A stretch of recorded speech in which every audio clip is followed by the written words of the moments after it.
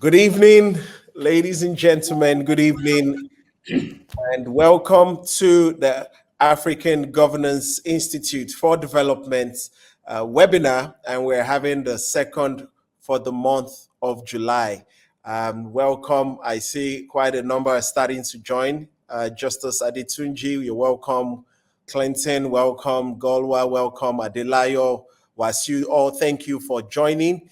You can put in the chat box where you're joining from. Today, I am so pleased to introduce a very distinguished personality, my senior colleague at the Tutu Fellowship, and one that I hope to continue to learn a lot from.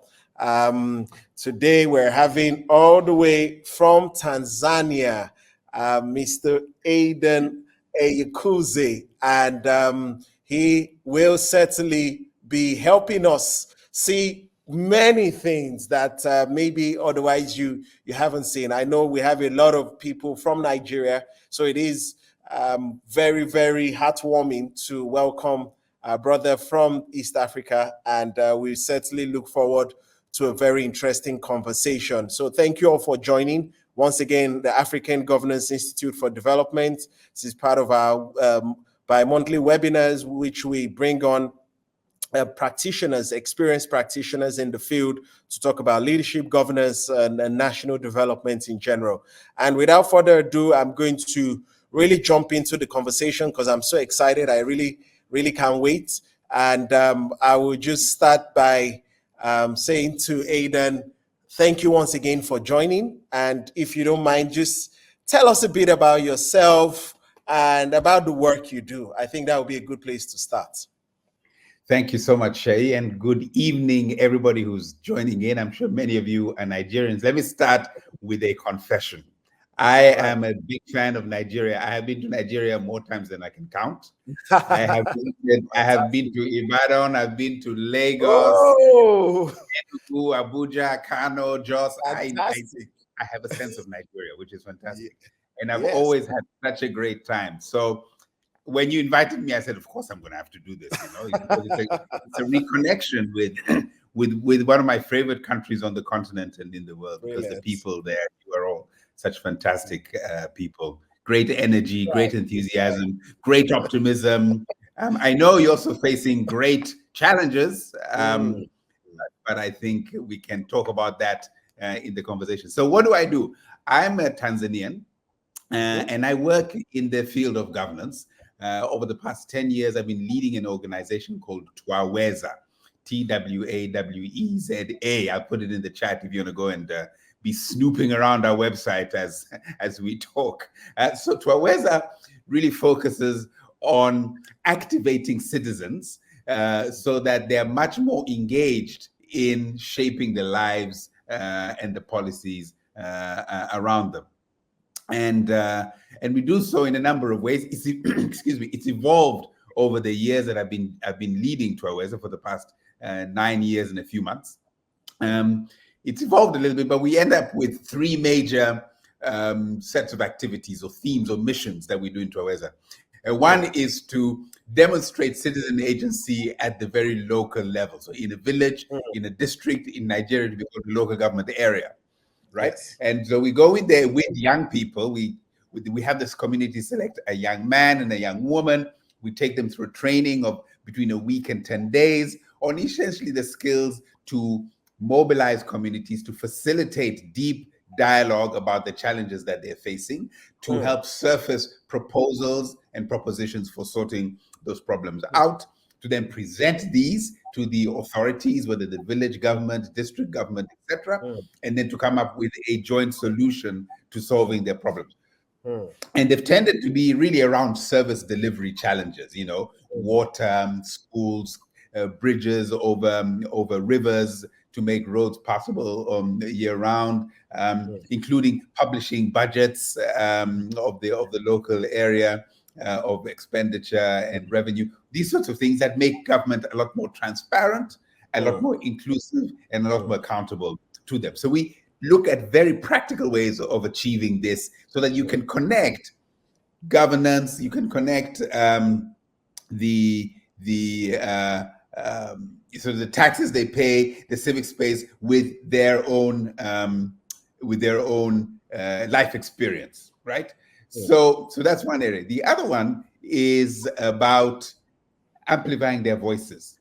Um, and amplifying their voices, we do so through a survey that we have, and we have created a panel of respondents, and we called about 2 or 3 thousand. These are nationally representative sample, and we call them every so often and interview them and survey them on how they're experiencing the provision of public services, and then we feed this back to government. We feed this back to the citizens, and so it closes the loop, the information loop between how citizens are experiencing government and how government is being evaluated by citizens. And the third thing is we try to build support and energize the whole space around civic space, around freedoms of expression, freedoms of association, and freedoms of assembly. So all of this is that whole democratic space. We want to encourage both governments and citizens through civil society organizations to make use of those, to expand it, especially when it was shrinking, so that they're better able to, again, bottom line, engage in making government work for them instead of working for themselves. So this is what I've been doing in Tanzania, based in Tanzania, but we work in Kenya and Uganda as well. So brilliant, so brilliant. Is it correct that Twawedza means we can make it happen? Is that what it means? Yes, because that's right.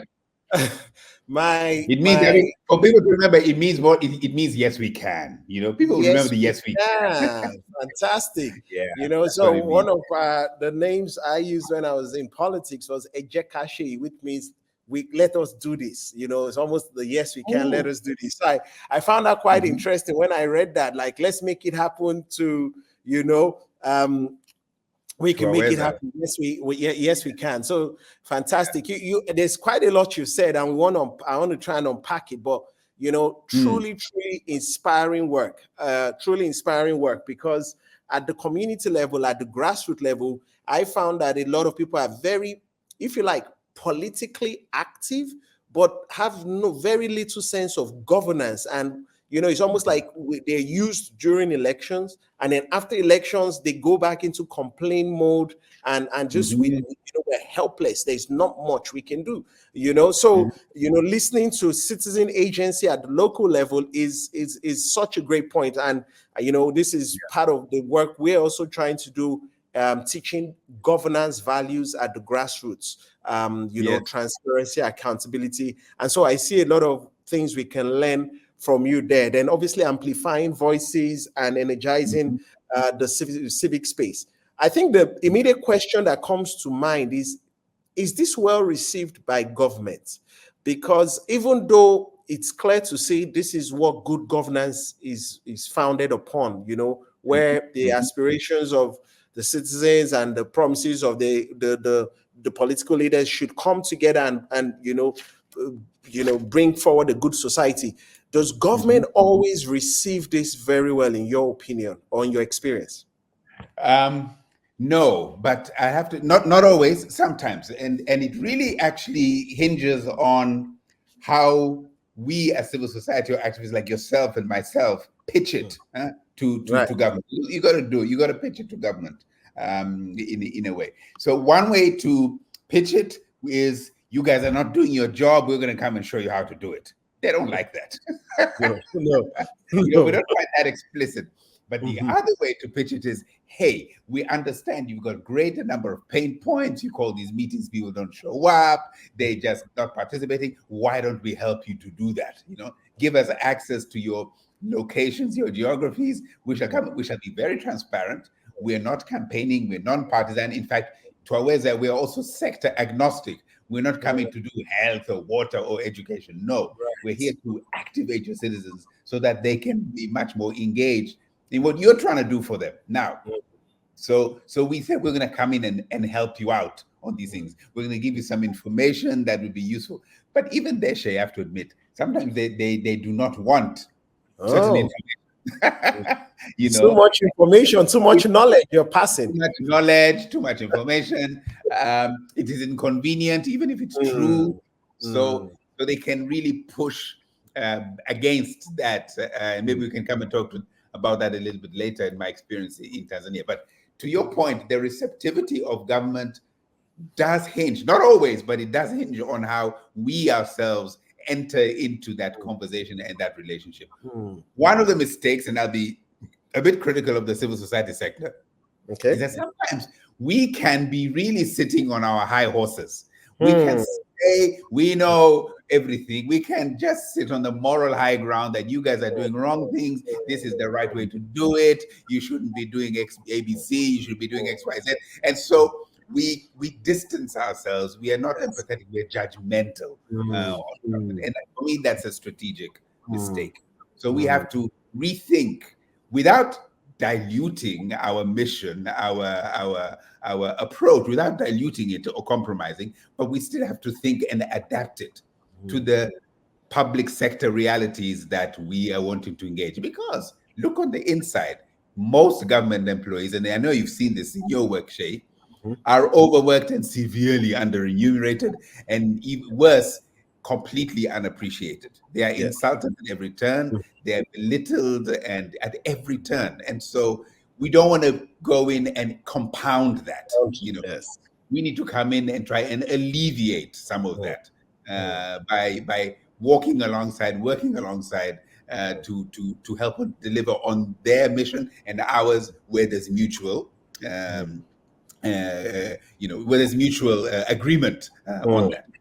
The other mm. thing is, of course, this is not to say, I want to repeat, that we compromise our values, that we compromise our integrity, because sometimes the politicians or the government officials might want to ask for a bribe.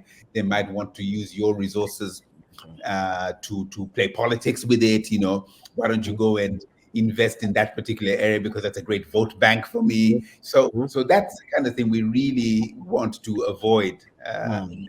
at the same time. So it's a Mm. fine line. We've got to be quite sophisticated in Yes. how we work with government and how we demonstrate how good governance can be. You made an earlier point about citizens being apathetic after the Mm. elections, and Mm. that is very, very, very true.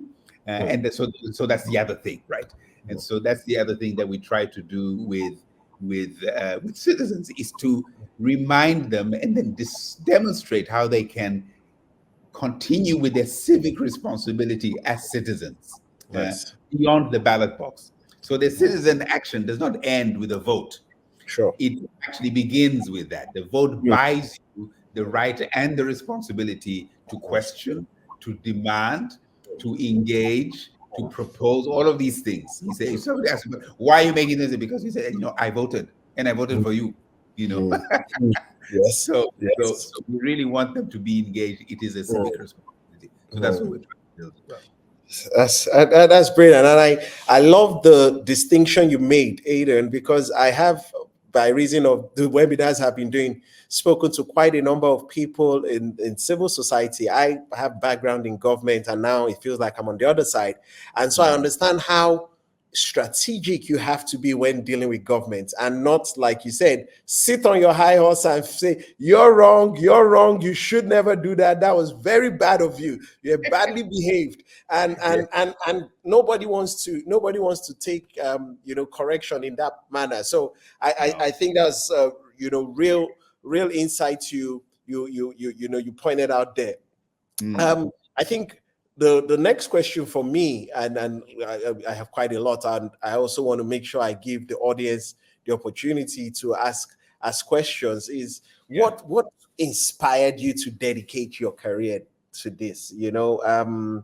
Was there a particular event in life? What made you dedicate your work to the pursuit Mm. of good governance and advocacy and this work you do? Okay, I think it's a bit an interesting life journey, but I think one part is my parents have been civil servants their entire careers. My father was a doctor. My mother is still around and still alive, but she was a teacher and an educator in Tanzania. So I think we were imbued with the spirit of the nobility of public service and civil service. Mm. And we saw from my parents that it actually it's a good living. It's a good living. They worked in government for a bit and then joined the UN system. My father went to work for the World Health Organization. My mother worked briefly with UNESCO and UNICEF. So we saw that they were having an interesting impact on people's lives in the health and education sector. The other thing is we'd have lots of conversations around the dinner table as I was growing up in my teenage years. So I think they were able to inspire us and infect us with, why they do what they do and what they think about when governments don't work, when services are not being delivered to people to the quality that is to be expected. So that was one piece in the home front.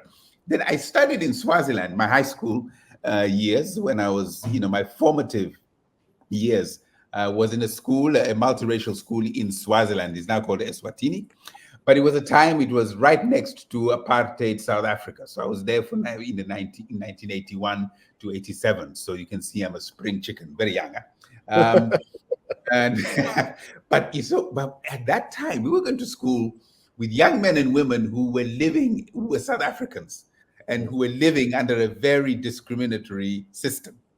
And yet they were standing up against this almighty government to claim their rights, to claim their freedom, to claim their dignity. And that left an indelible mark on my spirit. And I watched this and I lived with them, studied with them, saw them struggle, and was incredibly impressed, awed by their courage of going back to their country at the end of every term holiday. Some didn't come back maybe for the following term because they'd been arrested, been put in solitary confinement, all sorts of things like that were happening to them. And thinking, but these are teenagers, they're 16, 17. How is it that they're having to live through this? So I watched that happen, and it really left a very, very deep, deep impression in me. So I think I took that with me to my college years. I did some work with a small charity in Canada to raise money for street children around the world. So I got to understand the idea of complete and utter orphan and deprivation, and how still these kids can be so resilient and even find joy in their very tough situations. So I think what has driven me apart is two things. I think one is the incredible resilience of the human spirit under incredibly tough situations.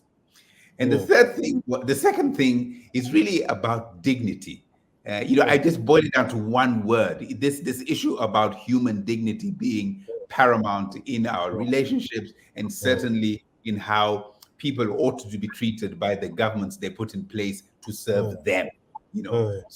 So it's the issue of that resilience and the dignity which I think just inspire me to do this work, and to make it so exciting and so meaningful in my life. And I can testify that I have heard your story about this resilience that you embody, because you told us at the fellowship how you had the travel ban and how government was after you for a period. So do you want to just tell us a little bit about it? Because you have spoken about resilient human spirit and the dignity, and it just, even you speaking about it, you already showing a bit of conviction in the way you're speaking, and passion. So how important is that in overcoming these sort of challenges like the one you told us? So maybe you just want to share the story, and then how you overcame, or well, I guess you started to tell us, but just how you overcome such barriers that come across in your journey. Okay, I think I'll preface it by saying this. You don't realize you're resilient until after the fact. Huh? Okay. You don't go into a situation saying, I'm resilient. No, I think for me, I learned about that after the experience I had. I mean, in a nutshell, I discovered the power and the danger of statistics. I mean, I was doing nothing controversial, except that the government thought it was very controversial. The story is this. The second mission of Twaweza is to amplify citizens' voices. And we poll them. We do nationally representative polling quite frequently. to just inform the public discourse, but also the policymakers on what is working, what is not working, where the gaps are in citizens' knowledge, where their preferences lie and their priorities are. So for 10 years, we've been doing this. Now, about year 3, actually, when I joined Twaweza, so this is 2015, we would always ask Tanzanians, especially, their rating of the performance of the president, their member of parliament, and their local councillor, right? So we poll this and we publish the numbers. So in 2015, we're having an election year, and candidate Magufuli was the candidate. There was a very strong opposition candidate. We polled, and I stood in a live TV show to announce the results that candidate Magufuli had a preference rating of 65%, and the opposition leader was 25%. Let me tell you, Seyi, the next day, the newspaper, this trended for a week, okay, because he was not expected. Then for a week, my face was on the newspapers, and people were not very happy by those results, especially the opposition parties, So I thought, wow, this is interesting and terrifying at the same time. But a month later, the election happened, and candidate Magufuli won, not by 65% to 25, but 57% to 45. Wow. And what I discovered was, as a result of our poll, the opposition party and that candidate adjusted their campaign strategy in 2 ways. Number one, they put his wife, the presidential runner's wife, on the campaign trail, because we told them the most loyal voters are rural women. They will vote. Be seduced by these crowds of Okada driving young men. They don't vote. They just come to vote. Rented sometimes. So they changed that. And the second thing they changed, there had been a coalition of 4 parties, and they were campaigning under a brand name, right? And we asked the citizens, do you expect to see that brand name on the ballot box? And 70% of them said yes. But that was not going to be the case, because the ballot box had to have the separate names of the 4 parties, right? So information on an informational side, they were wrong. Anyway, I'm getting into the details. So it was powerful. It shaped the campaign and narrowed the gap between the winner and the second place. The next year, we did a poll. Magufuli comes into power, and he does all of these amazing things, which seduced all of you Nigerians, I know as well. Fighting corruption, firing people on the spot. And so we thought, wow, this is a real anti-corruption fighter. He's out there. So we polled. His approval rating went to 96%. Wow. So they were very happy. We announced it. They were very happy. We all became good friends. Fast forward another year, he started being naughty. He started clamping down on politics. He started doing all kinds of things. We polled again. His approval rating had come down to 71%. And they started grumbling, oh, what is this? So I said, fine, but still. And then the third year we did this. Now this is 2018. We polled, and his approval rating had come down to 55%, below the number of votes he had gotten elected by. That's when they decided, now this is getting a little bit too much. Basically, the citizens were expressing displeasure against what was happening in the country at that time. The economy was not doing as well as the propaganda was saying they was doing. People were just not feeling the effects that were being claimed by the media to be the good things that Magufuli was doing. And so the narrative, the official narrative, and what we were showing in our statistics were diverging. So rather than address the issues, they decided that I'm becoming a little bit too much of a loudmouth. They questioned my citizenship and writing these letters about what right did we have to conduct this scientific research. We reminded them that the law is about physical sciences and experiments on humans. Public opinion polling is not scientific research in the sense that as defined by law. So they tried to withdraw our license. But then they called me in to ostensibly ask me about my citizenship. And when I went in, they took my passport and locked it up in a cupboard for 3 2 years and 8 months. Wow. I had to go to court. I went to lower court for what they call a judicial review. It's a very polite word of suing, to meaning to sue the government. Mm-hmm. So the lower court found against me. So I went to the Court of Appeal, Wow. the highest court in the land, and they found in my favor. But it took a long time, and eventually they ordered the government to finish the investigation, to return my passport, which had by then expired, and ordered them to issue me a new one as soon as I asked, applied in a lawful way. So the whole thing was about the freedom to really publish, the freedom of expression. We were amplifying people's voices and their ability to comment on whether they liked the government or what the government was doing or not.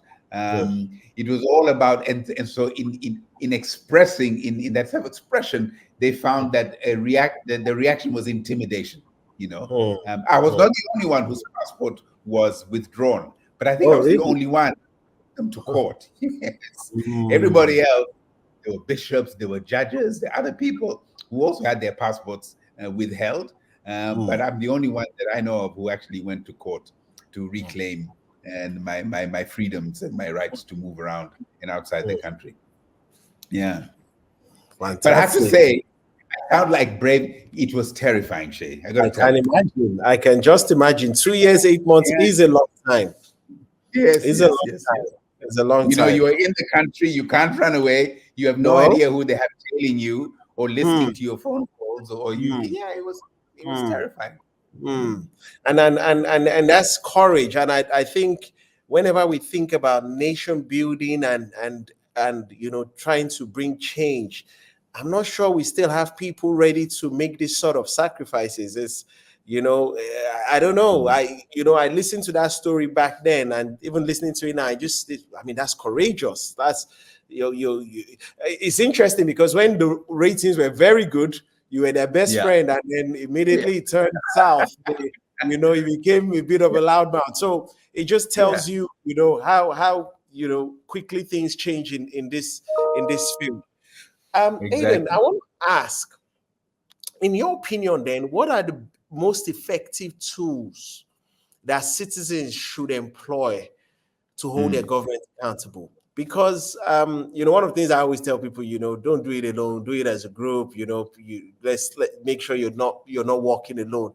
But are they effective tools so that if government is going to go after one person, it might as well go after all of us, so to say, I always think. But when somebody stands like alone, it feels like a superhero is easy to get.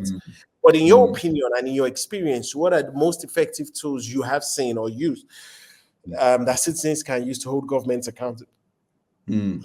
I think before we even get to tools, I think the first thing that we all need to ask ourselves is what are my convictions?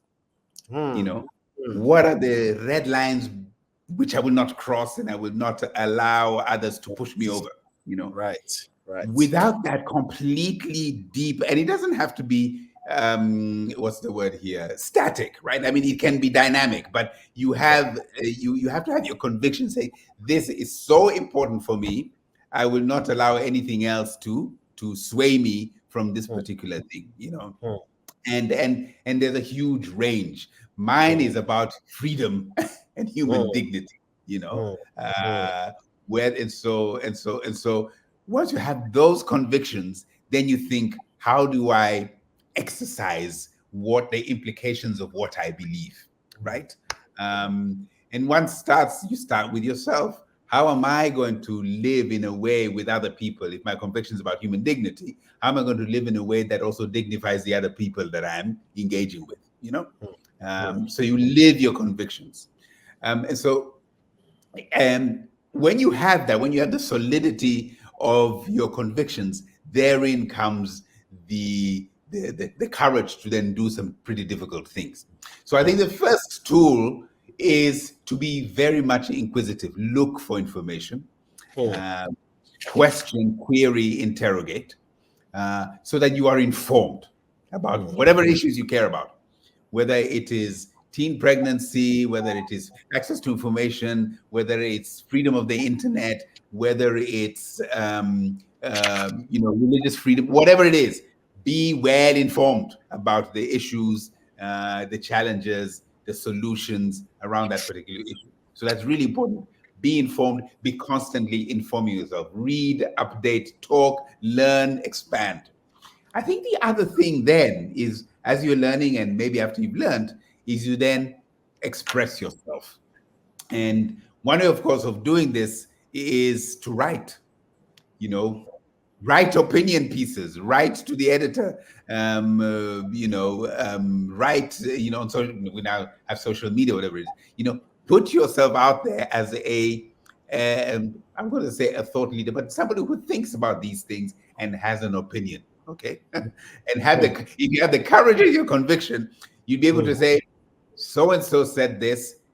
I agree with 20% of it, and I disagree with 80% of it for the following reasons. And you have reasons, and so write about it. So you've informed yourself, and you're expressing yourself, so that people can see what you are all about and how they want to engage with you. And that's how then you begin to build a constituency, coalition, partnership, network around the issues that you're doing.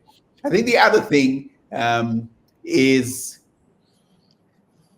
and you don't need clarity, but have a direction of travel that is tending towards trying to solve a problem. You may not do it yourself. You may not have the solution in your lifetime, but then you can move the needle in terms of a direction of travel, right? So there is, we've got some really deep, intractable problems. Climate change, or in our countries, a lot of bad grant corruption, and it can seem completely unwieldy and completely overwhelming to try and deal with those particular things. But if you research, speak out about it, you live your life in a way that demonstrates that you are not in favor, or you are going to address that particular issue in your own life, you can begin to be a beacon. You can begin to yourself learn how you can go through or address or cut through some of the expressions of the particular challenge that you're trying to deal with. And you become a beacon of light, you become a torchbearer, you become a guide for others who want to try and address that particular issues, even if it is really hugely systemic or really deep and difficult. So show a direction, attempt a few things, be ready to try and fail. And I think I will also say the other thing is, don't give up before starting because the thing looks so huge. Start, start the work, start the engagement, start the letter, write the whatever, and move. You will learn. You will learn so much on the way. But here's the final thing. I keep saying fine, but here's the final thing. Make time for yourself. Make sure you renew your own energy. Make sure you don't burn out.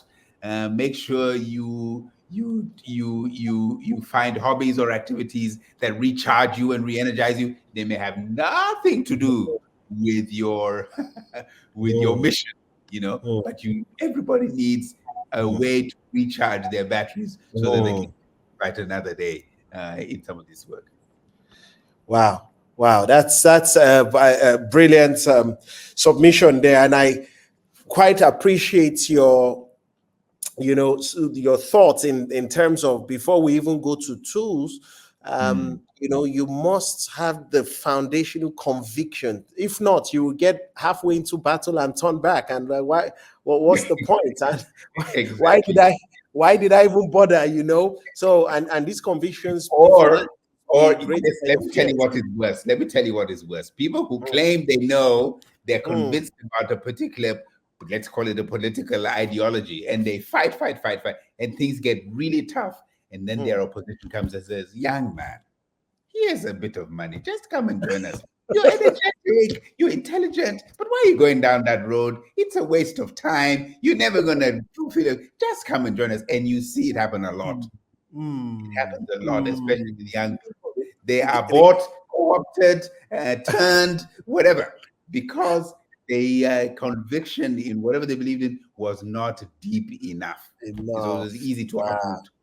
Mm. They got an early payout. Wow, wow. So true. So true. So true. And now, Aiden, how do we move? Because I mean, the Mo Ibrahim Index, a lot of the stats out there, they're showing a worrying decline in governance accountability across Africa. You know, you mentioned Tanzania, people saying in several countries in Africa generally. How do we get this to be a collective? Because I think it's fair to say that the average young person now, I mean, it's almost like, yes, in Nigeria we had NSAS, in Kenya they had protests. Once in a while they Mm. try, and then after a while they throw their hands in the air like, what was the point? You know, Mm. so how do we get, if you like, collective sustained interest, so to say, that you know what, it's a marathon, it's not a sprint, you know, Mm. and if Aiden is doing it, how does Aiden continue to ensure it's not just Aiden, there are a thousand other, you know, convicted citizens, active, energized, charged, ready to continue Mm. to amplify their voices? How do we, you know, move into that realm? Because Mm. you know, even when you were speaking earlier on, I wanted to ask this question, but I didn't want to miss my thoughts. Is that even when you go to the villages, and Yeah. the prevalent culture is, you know, economic hardship in some cases, or the culture is one of corruption and all of that. How do you, if you like, find a young man, young woman that is ready to, you know, learn and become a champion against the culture or against what the current situation is telling him or her? Because you're Yeah. advocating good governance, but everybody's saying, what's the point? Everybody's doing it anyway. Why are you bothering? So I think the question then is, how do you make it a movement, so to say? And even when you go to the villages and the local government and the grassroots, how do you ensure that despite what people are saying, the economic hardship, you're still able to raise a new army, you know, Mm. convicted and ready to Mm. keep a sustained movement? I hope Mm. I'm. Yeah, no, I completely hear you and I completely understand. I think let's try and diagnose the problem a little bit here, because I think oftentimes people will say democracy has failed in Africa. Hmm. You say, well, really? Would you say that the motor vehicle has failed in Africa because our roads are so bad that it breaks down once in a while? I don't think so. You wouldn't say that the motor vehicle has failed on the continent, right? Democracy is what I call a GPT, not the chat GPT type, but GPT before is a general purpose technology, right? It is a framework for social organization to be able to meet broad-based positive progressive objectives for the entire society. Okay. So and that democracy, that vehicle, um, for many Africans, is not delivering on their expectations, right? Is not doing a good job of delivering on a good life, on services, on engagement, these kinds of things. So what happens? Part of the reason is that we go through the motions of democracy, right? The elections every so often, 4 or 5 years, whatever it is, right? And once that is done, we say we have completed our democratic thing. No, that I want to reiterate, that is only the beginning, right? Hmm. And that is only one part of the process of making sure that how we organize a society actually delivers on our priorities, on our expectations. So the thing to do, and this is the difficult thing to do, is to get engaged and to stay engaged. You yourself you went into leadership. Other people get engaged and stay engaged through civil society. Other people get engaged and stay engaged through their faith organizations, whether it's the church or the mosque. Others do it through culture, sports, and entertainment. Whichever field you find is the one that makes your soul sing, you can still use it to get engaged in the general purpose technology of running and organizing and moving your community and society forward. If we disengage, then people who have got other motivations will engage and they will use that framework for personal gain, or for narrow interest, the gains of narrow interest. So the first thing is we have got to get and stay involved and engaged. Second thing is, as you said, it's a marathon, not a sprint. One thing, unfortunately, that many of us have when we are young is a short supply of patience, right? So, so this is where I think we also have to, and maybe older people or middle-aged people need to make better connections with the younger generation so that we can carry them along. We can provide them with advice and support as their patience runs out, their frustration levels go up, and you tell them, you know what, we understand. We've also been there. Take a breather, but don't give up, right? So there's that piece. We also got to learn how to be patient. I think the third thing is, and here Kenya and NSAS, the not too young to run. What I like about some of those things was that you had a very specific set of demands that you wanted, reducing the age at which one can contest for public office, ending the the police brutality under SARS. In Kenya, they have a whole long list of what they want President Ruto to do, and he's doing a lot of them, but now he's pushing and fighting back. But the victory that they have tasted is that he has been able to respond or forced to respond to these things. We need to also celebrate our victories. And these are non-trivial victories, by the way. They're non-trivial. We got to be proud of the fact that with nothing but conviction, time, and social media, you can really call a government to account.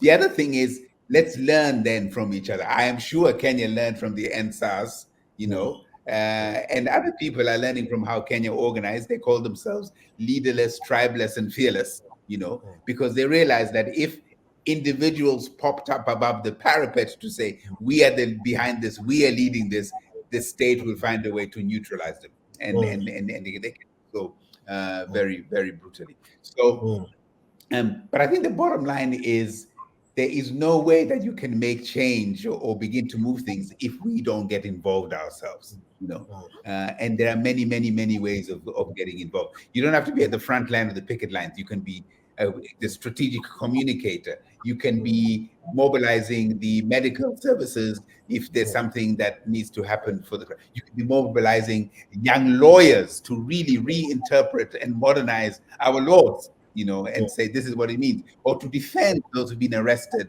in action. So there are many ways of getting involved. Even if there isn't a protest or whatever it is, I also think young lawyers need to go and be reading and refreshing and reinterpreting our constitutions and our laws to be resonant with our generation, their generation, with the times of today. Many of these things haven't changed since independence, 60 years ago.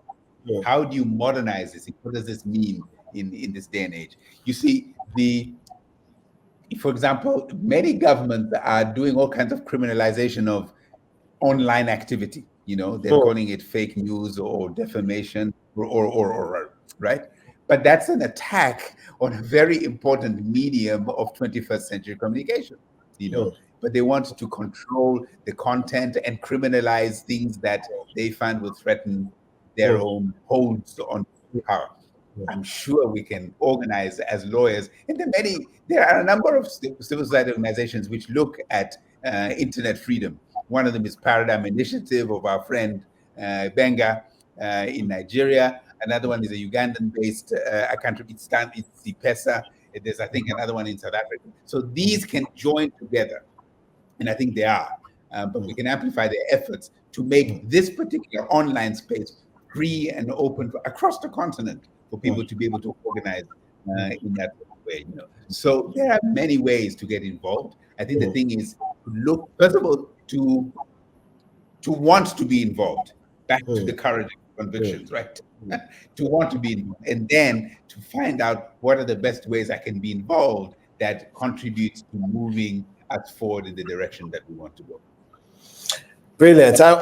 So very quickly, I just want to say, if you have any questions, do put them in the chat box. I will probably ask just one last question as we start to collate questions for Aidan. Aidan is our guest tonight from Tanzania, and we have been speaking about promoting good governance, tools for promoting good governance, and it has been such. I'm sure anyone listening would have enjoyed the session so far. But Aidan, I want to talk about media. You touched on it in your last comment.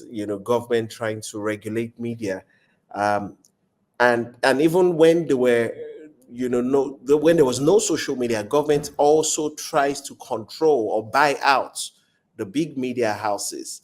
And yet, when you look at maybe other regions, maybe the West and the likes, there's so much, if you like, is it freedom of the press, and they're asking tough questions. They're asking questions that people don't. I mean, really serious questions. So what is your take on how do we, is this strengthen media so that and maybe even as a general point, we probably don't have a fraction of what other regions have in terms of media houses. It's expensive to build, and social media that democratized it is also being clamped down on now. So what do you feel the future of how media should be used in holding government accountable? Well, what is your take? Because like I said, and when you told us the Magufuli story, and I have seen it a lot in Nigeria, where governors literally buy out prime time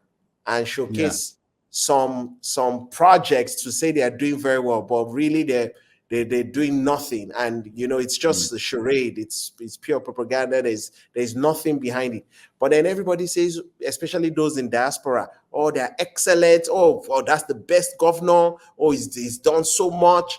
But all he's done is pay media houses a lot of money for prime time. So how do you see the future of media in terms of it being a tool for holding government accountable, if government is always it's a tough one, because media is a business, right? and they are vulnerable for that kind of airtime buyout or prime time buyout, because they need to make money. And the other way that they are vulnerable is that the government can just withhold government advertising, right? And that's a big chunk of their revenue. And they brought out this. But let's also recognize that I think that model that worked for many centuries maybe is actually over and done with. I think it's like the horse and carriage when faced with the internal combustion engine.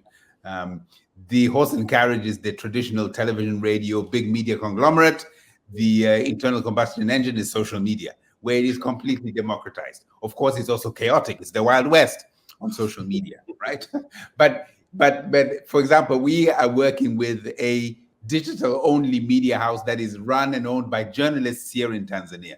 It is funded through foundation philanthropy, but they're also trying to develop their skills at consultancy, media consultancy, etc. But they focus on human interest stories, on the story behind the stories. They say we don't break news. We do analytical work. We unpeel the surface of what and they're small, but they're growing and they're building their respectability. In fact, their views are more than the circulation of the largest English language newspaper in the country. So you see, they're already, but the revenue model is quite different. So we need to, I think, embrace, but also with care, the electronic and online media space, and then use it to uncover the truth, use it to inform ourselves in ways. We've got to be media savvy as well. In the same way that a governor can do what you've just described, that's as much fake news as any fake news that goes viral on social media. So we've got to be much better at asking questions, at being inquisitive about what it is that we're being fed. We can also be translators, by the way. You know, yourself and other people who are tech savvy, media savvy, can translate to others in their own simple language. You know, actually, what the governor said there and did there is not true. So I have a friend who runs the biggest Kiswahili language online, what would you call it, forum, yeah. And they have a whistleblowing component, and then they have a fact checking component. You know, so the fact checking will receive, they'll check on something and they'll give it a yes, this is true, or this is false, or we don't know. There's in either way. So that kind of thing can go out. It helps people understand better what is true and not true in what they see, read, or hear.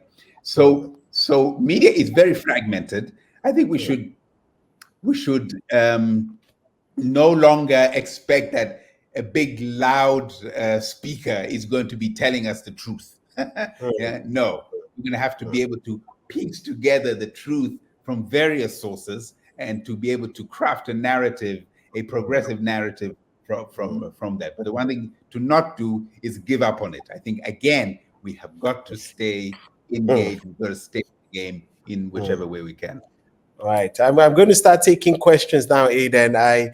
I have one that is burning in my heart, but I'm going to start taking questions because, if you like, democracy is a game of numbers, if you like, and sometimes the majority are not the most well informed, so to say. So it's easy to get emotional messages to move the masses, and yet not able to critically think or ask the questions that ought to be asked.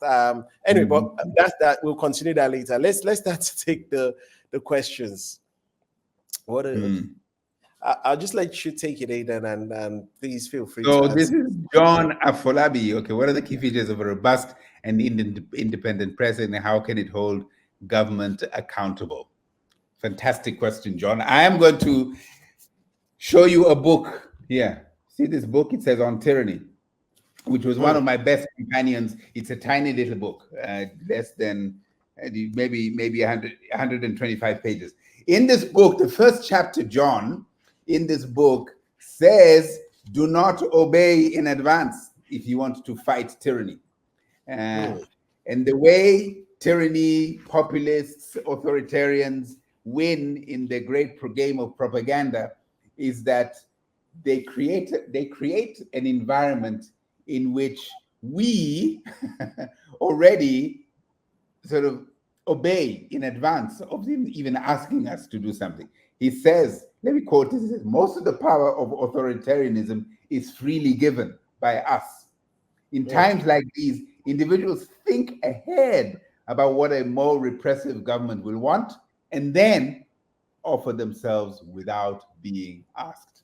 Now, press often panders to the powerful, right? So a robust and independent press must be the kind that is unafraid to ask difficult questions. That is how you hold governments to account. That is unafraid to reveal the truth. That is unafraid to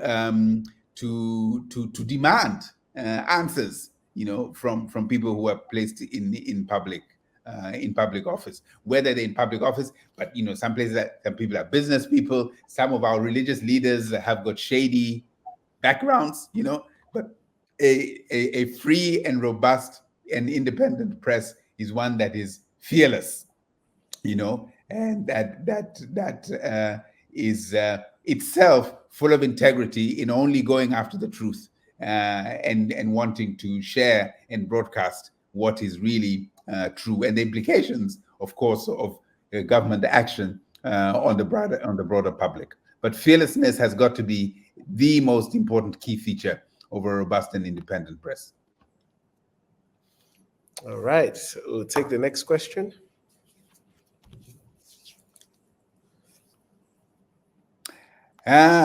Okay. Kielagizia Fakuta, how can we address our poor system with some unnecessary bureaucracy that is literally breeding corruption in its own way. Wow, that's the tough one. Corruption is a cancer, you know. I think I think one place to start and to stay is really to be informed.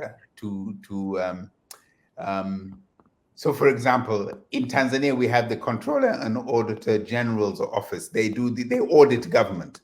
I am sure you have a similar thing in Nigeria. I just don't know its name. And they publish reports frequently, but they're dense, they're technically written, they're very hard to penetrate. But again, if we can take the time, invest the time to penetrate them, to focus maybe on a small thing and local government area, a state, a sector, a ministry, a department, whatever it is, and really drill down into what is going on in this area, and then you share your insights, and then you ask them questions. You see, there's this famous saying by a Supreme Court justice in the U.S. And a former Supreme Court justice who said, "Sunlight is the best disinfectant." So if you shine a light on what government is doing, it can sometimes disinfect it. It can reduce corruption. It can enhance more accountability. You know, but this is also we also got to be sure. Let's not be naive that when you do that, the corruption will fight back. You know, and that is again, you fall back to on the courage of your convictions. How much are you willing to stand up and push back when corruption and bureaucracy fights back? But we live in an age of much more open access to information. Let us use that as a first start to do so. I'll tell you, for example, I mean, we've done this at a global level. I've been on the steering committee and co-chaired the Open Government Partnership, of which Nigeria is a member. And one of the things Nigeria has done in order to fight corruption, but you as citizens need to use this legislation. Nigeria has passed a legislation at the Corporate Affairs Commission, I think it is, called Beneficial Ownership Transparency. In other words, and there's a website.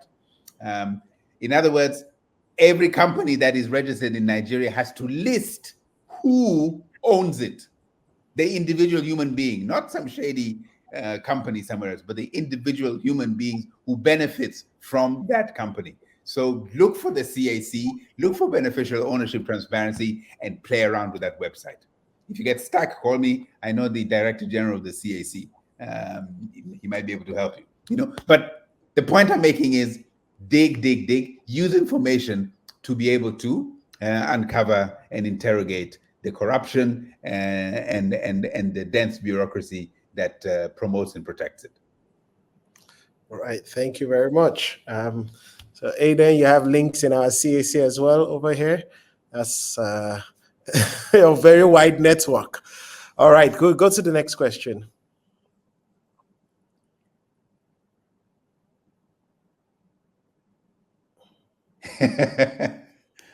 Moji, how can we get this started?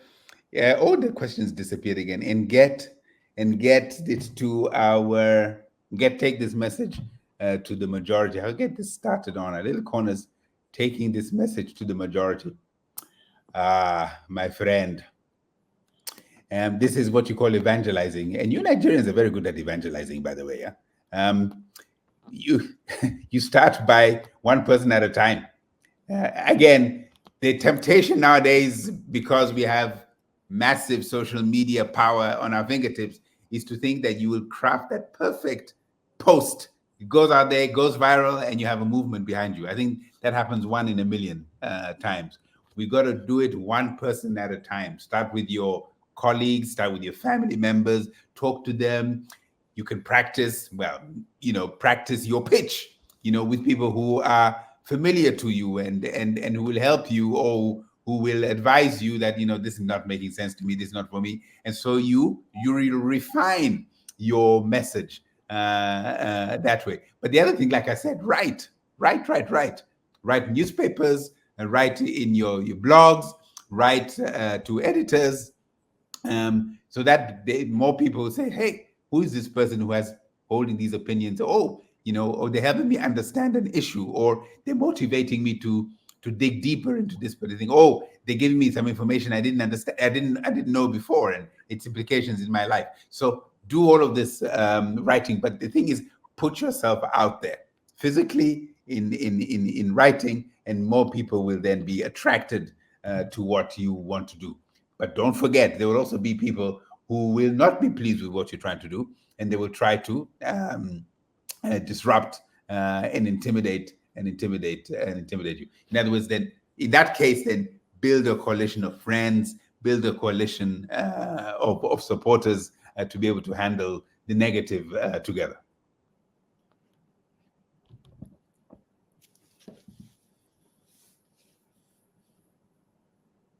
How do we encourage discouraged people to register, vote, and protect their vote during elections? First, I think you should help them understand that the elections is not the beginning and the end of their civic duty and their civic opportunity to shape their own lives. It's just one particular piece. So you need to link their registration, vote, and protecting their vote to other things that happen after it, or to things that happen before it. Okay, so for example, if in the campaign, the candidates are making a promise about improving particular service delivery, pay attention to that.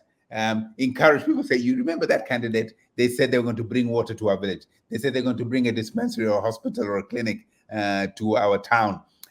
So let's go and vote, because we want that. But after voting, we need to follow the candidate and say, but you know what? You promised. So we want you to deliver on your promise. How can we help you to deliver on that particular promise? I think the big hurdle, and I do not want to diminish this challenge, the big hurdle, not just in Nigeria, but in a lot of African countries and maybe around the world, is this from the citizens, that we think we're engaging in a transaction in which we vote and then we sit back and then we are delivered the goods that we are expecting. It's not going to happen. We vote, but we've got to keep forward. We've got to keep moving with the elected officials and the bureaucracy around them to actually create and deliver those expectations that we have for ourselves. If we sit back, we're discouraged if they don't come, but we have to ask ourselves, what have we done to make sure to raise the probability that we're going to get what it is that we voted for? So that engagement is without a doubt a vital way of making the democracy work, of making the vote meaningful, right? Otherwise, without it, I think we're only playing half the game. All right, thank you, Aidan. I think we have one. Okay. Here's one. How do we keep demanding when the government is not listening to us, especially when we get ignored as young people? Have you seen what Kenya did, Dare? The Kenyan people kept demanding. They went online. They became very creative about protesting and demanding for the government to listen to them. So again, I think use social media to amplify your voices. Use creative messaging. Use creative, sort of designs. Use, if you can have access to artists and other people of influence, use them to amplify what it is that you want heard. So don't accept to be ignored as young people. Don't give up just because you're young. And we have this African culture of young people are not supposed to be, they're only supposed to be seen and not heard. I think it's time to stand up completely against that kind of old-fashioned thinking and stand up to be heard. We've got to keep pushing through it. We've got to keep demanding. But the other thing also is perhaps beyond demanding, proposing a solution. Propose what it is that ought to be done, or even how it can be done, which means you got to step back a little bit, right? And think about what the world you want looks like, and think about how one can get collectively, you, other young people, and the government can achieve, can deliver on that world you want together. If all you do is demand, and that's it. And if you ask, okay, so how do you see the solution? We sit back and say, I don't know, or that's not my job, that's your job. I think we're also missing an opportunity. So let's demand, but also let's do a little bit of homework, some background to say, this is how we get what we are asking for. This is how we do it together. This is how we achieve our collective goal. Right. Final question, Aidan. I think Mhm. we'll just take the last one, and that will be Mhm. it for tonight. Um, how relevant is I see civil disobedience to the Nigerian dilemma? Very. Civil disobedience, when it is focused and concentrated, can be very powerful indeed. It's the stuff of which revolutions are made all over the world.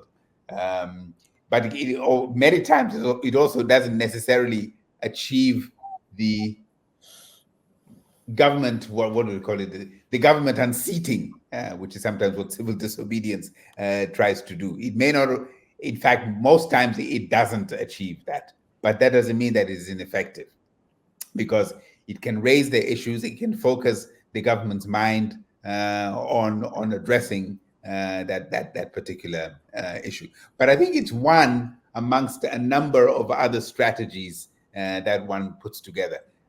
So we don't necessarily do civil disobedience, but as Twaweza, I've learned that even engaging with government, you have to have an inside game. So that's your empathetic engagement with insiders, reformers inside government, and you walk alongside them, you empathize with their difficulties and you help them along, but with also an outside game, right? The outside game is the pressure, the opinion, the writing in the opinion pieces, it's the amplifying citizens' voices, and saying and making a public sort of public engagement, a public statement of dissatisfaction or of proposition. So you're working both inside and on the outside to exert pressure. So civil disobedience can't be the only agenda. If you're going to do civil disobedience, can you organize also an inside SWAT team? People who are able to speak to government, who are able to speak to the authorities, and convey what the issues are in a language that they will understand, but also at the same time seek for mutually beneficial solutions, not just ones that let the governments off the hook, but ones that actually address the issue which triggered the civil disobedience. Brilliant. Thank you so much, Aidan. I must say for myself, it has certainly been an insightful conversation. Thank you, everyone, for really joining in this evening. Your last point, one of the last points you made, is how we have moved from what was previously termed representative, government to participatory, Yes. whereby you don't just vote and say that's it. And there was a school of thought which said, well, that's why we voted them, so they can think for us. No, we have left that phase where we're all in it. It's our country, and we want the country to move forward. So we're all going to continue to participate, and our role as citizens is to be active, is to use our agency to ensure we're holding government accountable. So on this note, I really want to say thank you, Aidan. I don't know if you have any final words for us, and then we will let you go. But over to you, sir. Thank you, Seyi. I just want to really thank you for this chance to engage and to think about the insights of what it is that I'm doing, to share them with you. But I also want to congratulate you for the incredible effort you're putting into igniting the fire, or stoking the fire, that is the embers of the fire that is inside every young Nigerian's spirit.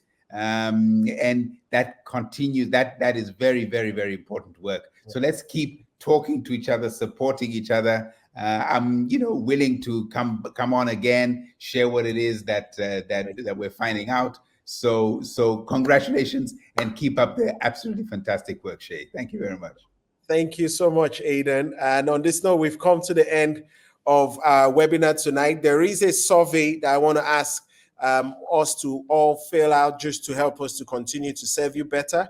And there is a community that you can also join where we keep the conversations going. Our next webinar will be posted on our social media handles, and please do join. We'll be talking about political parties and how they can become better parties, as it were. So thank you so much for joining us tonight, Aidan. Once again, it's Thank our you. pleasure to have had you online and to share from your wealth of experience. Thank you very much.